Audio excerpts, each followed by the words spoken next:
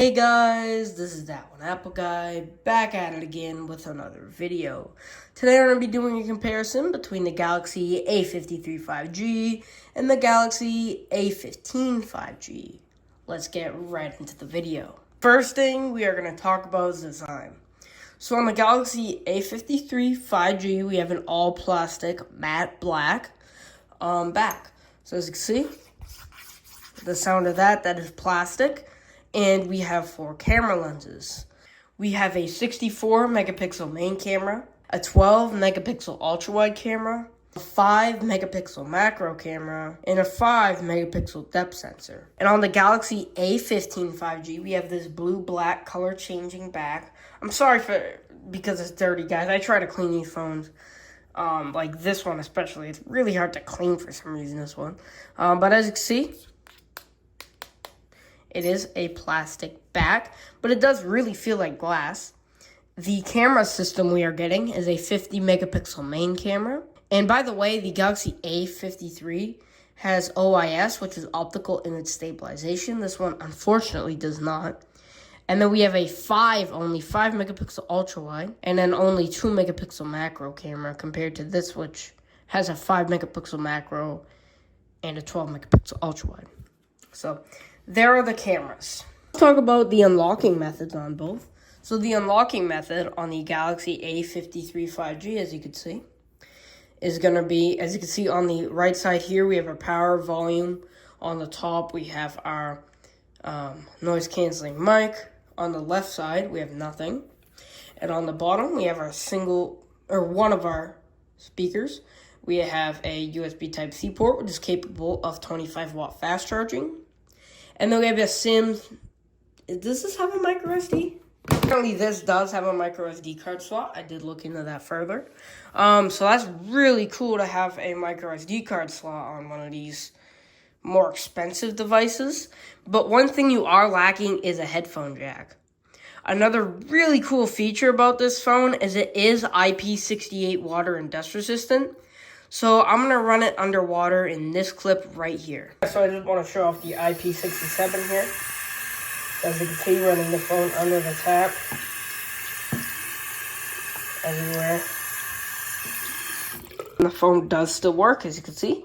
Let's try that ultrasonic fingerprint sensor. Not ultrasonic. Let's see if that still works. Works just like new. So, as you can see, this is waterproof, so it protects from light rain, and it can go a meter of water down for 30 minutes. So, as you can see, it is fully IP68 waterproof. Alright, and now for the unlocking method. On the Galaxy A53 5G, we have an in-screen fingerprint sensor. This is not a ultrasonic fingerprint sensor, but it does work when the screen is off, so you could just position your finger right there. Let's try that 2 more times. So you do have to kind of hold it there, and it is a lot slower than something like a, and frick the camera. Alright, there we go. 3, 2, 1. Boom. Let's try that again.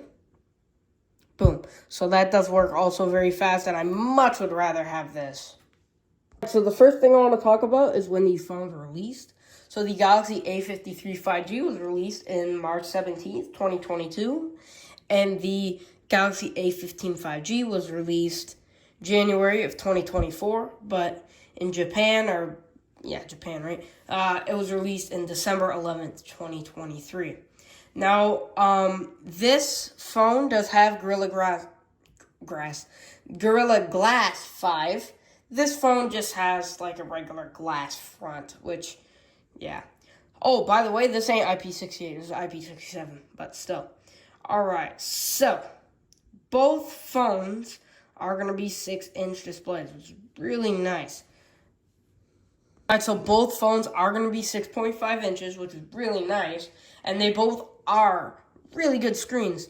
So this one is a 90 Hz AMOLED display with 800 nits of peak brightness, and it has a screen-to-body ratio of 84.3. So, really cool. It also is a 1080p screen with a 19:5:9 aspect ratio. Now this guy right here is also a super AMOLED display, but it is 120 hertz, and it also has 800 nits of brightness, and has an 85.4 screen to body ratio. So a little bit thinner bezels. It is both a 1080p screen, but this one does have a 29:9 aspect ratio, and of course it has that Corning Gorilla Glass 5. Thing I did want to point out, and that's a bummer on both phones for the battery life, they don't have adaptive motion smoothness like some of the newer phones, like the Galaxy A54 has it, which basically means when you're not using the phone, it automatically adapts and goes, I think this goes down to 30 hertz on the newer phones. They both have high, so constantly, even if you're at a standstill, they're both going to be, this one's going to be capped out at 90 hertz, this one's going to be capped out at 120 hertz. So it's going to drain the battery a lot quicker, and it's not that battery efficient. Speaking of batteries, both phones do have 5,000 milliamp hour batteries. The thing I do want to point out is both phones are on Android 14, One UI 6.0. So it's not One UI 6.1. I'm pretty sure they're both going to get One UI 6.1, but not yet. Even though the A54 has it, the A53 did not get it yet, unfortunately. But for software, this one will probably get up to Android 16. What the heck? I didn't touch anything. This one will probably get up to Android 18. So if you want to get really long support and have the phone for a long time, I would go for the Galaxy A15 5G if you want the phone to be supported for a little bit longer. Now for processors, the Galaxy A15 5G right here has a MediaTek Dimensity 6100 Plus, which is a mid-range MediaTek chip. And then this guy has a Samsung chip. It's an Exynos 1280 chip. And here are the Geekbench scores right now. Okay, so there's not a huge difference between these two, even though this is a really high-end A-series phone. This is a really low-end one. So on the Galaxy A15 5G, we get a single-core score of 700 and a multi-core score of 1727. While on the Galaxy A53 5G, we're getting a single-core score of 922 and a multi-core score of 1749. So they're really similar in Geekbench scores. I do want to note something. Both phones do have 128 gigabytes of storage, which is really nice, especially for the A15. And then the Galaxy A15 5G has a 4 gigabytes of RAM, and the Galaxy A53 5G has 6 gigs. So that extra RAM will benefit in loading more apps. Let's go ahead and see the RAM Plus. So again, this is also better on the A53. On the A15, our RAM Plus can only go up to 4 gigabytes, even though they have the same storage. And on the Galaxy A53 5G, we can go up to 6 gigabytes. So yeah, that extra RAM will help it in the long run. And finally, to end off this video, I want to show you the camera apps on both devices. So I'm just going to go ahead and show you. So the standard mode on the Galaxy A15 is 12 megapixels, and the standard mode on the Galaxy A53 is 16 megapixels. But you can obviously go up to 50 megapixels on the A15, and we can go up to 64 megapixels on this guy. Now, night mode automatically goes on by default on this. It doesn't on this, even though they both have night mode. So let's go back to those base camera shots. And as you can see, we could switch to our ultra wide. Of course, the Galaxy A53 is going to come in better because it is 12 megapixels opposed to this 5 megapixel sensor. We can obviously go to 2 times, and both phones do zoom into 10 times, which is really cool. So if we zoom back out to 1 times on both, we can see they both do have portrait mode, so you can get those nice blurred out backgrounds. They are for people and for objects, so that's really cool. We do have a fun mode on the Galaxy A15 5G. Fortunately, we don't see that on here. For video, this is a big difference.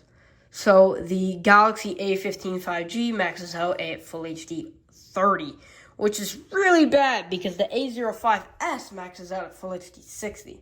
But we can obviously go to HD, and that doesn't even have 60 frames. Right here, we can go to Ultra HD 30, Full HD 60 and 30, and HD 30. So we can go all the way up to 4K. We also do have a super steady mode that maxes out at Full HD 30. So really good video recording features. Also on the front, you do have that also. For our more, we also do have more. Actually, we do have fun on this. So we got Pro, Panorama, Food, Night, Macro, Slow Motion, Hyperlapse on the Galaxy A15 5G. On the Galaxy A53 5G, we have Pro Video, Single Take, Food, Panorama, Super Slow-Mo, Slow Motion, Hyperlapse, Fun, Night, and Macro. So I really do like that Super Slow Motion mode.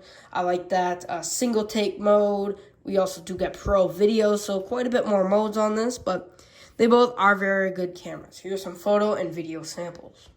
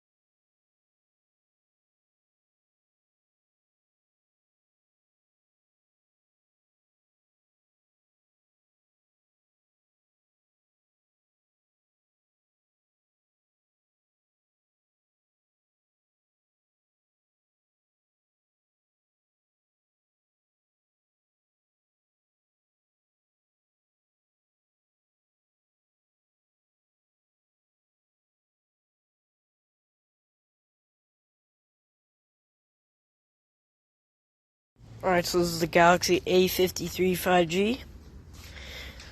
This is going to be 4K 30, but you're going to be watching this back in full HD at 30. I'm not turning that on right now. But, really nice and really stable. So I always like to do the run test. Oh, almost tripped. Alright, let's run. And we're going to run back. Really stable for a phone like this. And we can also flip to the front-facing camera with a button on the phone. That's really freaking cool. Alright, this is a Galaxy A15 5G in Full HD 30. You're going to be watching this back in Full HD 30. There's no button to flip the camera back, and you cannot change the 0.5 while you're recording. That is a real downside. Even in 4K on the Galaxy A53, I could do that.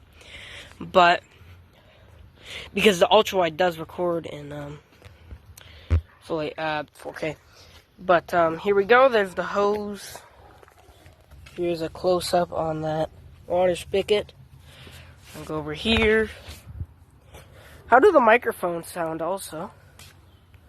Just wondering. Trying to do a run test here.